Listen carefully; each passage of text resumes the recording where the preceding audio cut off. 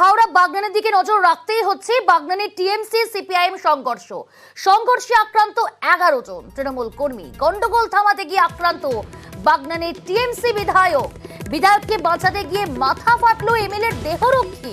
CPIM এর বিরুদ্ধেই হামলার অভিযোগ। বাঁশ, রড, লাঠি নিয়ে এই হামলার অভিযোগ। আরো বিস্তারিত জানার চেষ্টা করব। তবে গতকাল রাত থেকেই এই পরিস্থিতি, উত্তপ্ত পরিস্থিতি হাওড়া বাগনানের। রয়েছে আমাদের প্রতিনিধি সন্তু। এখন কি পরিস্থিতি এই ঘটনায়? পুলিশ কাউকে আটক বা গ্রেফতার করেছে এখনো পর্যন্ত? দেখো, গতকাল রাতের পর উত্তেজনা থাকায় কিন্তু এই মুহূর্তে বাগনানের যে হেতমপুর এলাকা সেখানে কিন্তু পুলিশি পিকেট রাখা হয়েছে। তবে এই ঘটনায় এখনো পর্যন্ত কোনো কাউকে গ্রেফতার বা আটক করা হয়নি। যেটা ঘটনা, বাগনানের বিধায়ক অরুণাভ সেনের অভিযোগ কিন্তু গতকাল অভিষেক ব্যানার্জির যে জনসভা ছিল সেই জনসভা থেকে ফেরার পথে বাগনানের কলমোড়ের কাছে একটি চা দোকানে কিন্তু তৃণমূল কর্মী সমর্থকরা আড্ডা মারছিলেন। সেই সময় কিন্তু অভিযোগ, খালোর গ্রাম পঞ্চায়েতের একজন সিপিআইএম সদস্য, তার নেতৃত্বে কিন্তু তাদের উপর হামলা চালানো হয়। সেই হামলার খবর পেয়ে যখন বাগনানের বিধায়ক তিনি ঘটনাস্থলে যান, তাদের উপর হামলা, ইট বৃষ্টি এবং লাঠি রড দিয়ে হামলা চালানো এবং বিধায়ককে বাঁচাতে গিয়ে তার যে দেহরক্ষী ছিল সেও কিন্তু আহত হয়েছে। এবং এই ঘটনায় মোট 11 জন তৃণমূল কর্মী আহত হয়েছে বলে জানা গিয়েছে। পাল্টা সিপিআইএম নেতৃত্বের দাবি যে তৃণমূলের যে লোকজন তারাই কিন্তু প্রথম সিপিআইএম সমর্থকদের উপর হামলা চালায় এবং তাদের বাড়িঘর ভাঙচুর করা হয়। ঘটনায় কিন্তু তাদেরও বেশ কয়েকজন সমর্থক আহত হয়েছে। তারা উভয় পক্ষের দিকেই অভিযোগ তুলছে। তবে এলাকায় উত্তেজনা থাকে, এই মুহূর্তে কিন্তু পুলিশ মোতায়েন করা হয়েছে। সন্তু, তুমি সঙ্গে থাকো। সিপিএম এর তরফ থেকে বলা হচ্ছে নিজেরাই তারা মারপিট করেছে। ঠিক কি অভিযোগ তারা করছেন শুনবো। বাগনানের খালোড় এলাকায় সেখানে প্রার্থী পরিক্রমা চলছিল। সেখানে ওখানকার বিধায়ক অরুণাভ সেন, তার নেতৃত্বে বিভৎস আক্রমণ করা হয়। এমনকি তাদের ঘরবাড়ি ভেঙে দেওয়া হয়। বিধায়কের দেহরক্ষীর মাথা ফেটেছে, মানে ওরা তো যখন এলোপাতাড়ি নিজেরা লাঠি চালাচ্ছে, ইঁট চালাচ্ছে, তা ওদের ইটেই তো তার মাথাটা ফেটেছে। যেখানে বিরোধীরা মিটিং করছে, যেখানে আমরা মিটিং করছি, সেখানে ওরা ভয় পাচ্ছে, মনে করছে যে এখানে মিটিং করছে মানে মানুষ আমাদের যে ভাঙতা, সেই ভাঙতা তারা বুঝতে পারে। এদিকে গন্ডগোল থামাতে গিয়ে আক্রান্ত বাগনানের টিএমসি বিধায়ক, তার দেহরক্ষীরও মাথা ফেটেছে। দেহরক্ষী কি জানাচ্ছেন শোনাবো আপনাদের। মানে মাথায় চোট হয়েছে এখানটায়, এইটা বা এইখানটায়, আর এইখানটায় কিছু মেরেছিল, এখন আর ব্যথা করে। এটা কি কিছু বুঝতে পারলেন যে আপনাকে কেন মেরেছে? সিপিএম করেছিলাম। এই যে হ্যাঁ, সিপিএম করেছিলাম। মানে আপনাকে কালকে মিছিলে ছিলেন?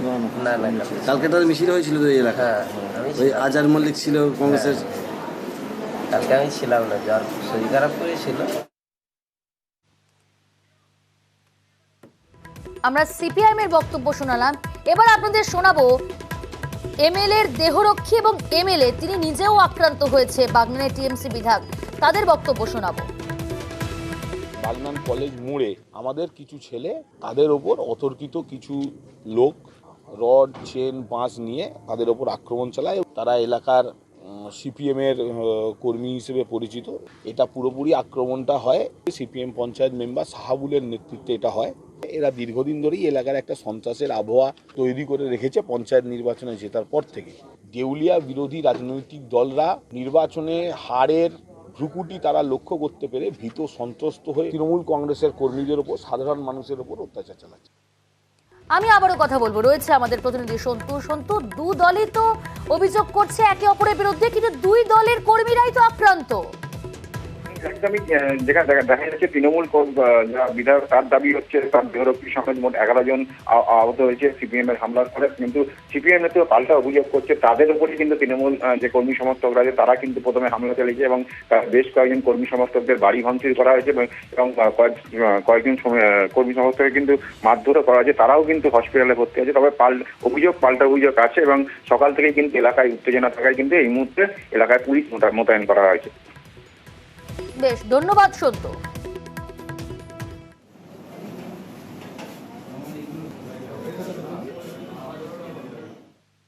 এবার দাঁতনের দিকে নজর রাখতে হচ্ছে। দাঁতনে বিজেপি প্রার্থী অগ্নিমিত্রা বলকে কালো পতাকা, অগ্নিমিত্রাকে কালো পতাকা স্লোগান তৃণমূল কর্মীদের। পশ্চিম মেদিনীপুরের প্রচারে গেলেই অগ্নিমিত্রাকে কালো পতাকা দেখানো হয়।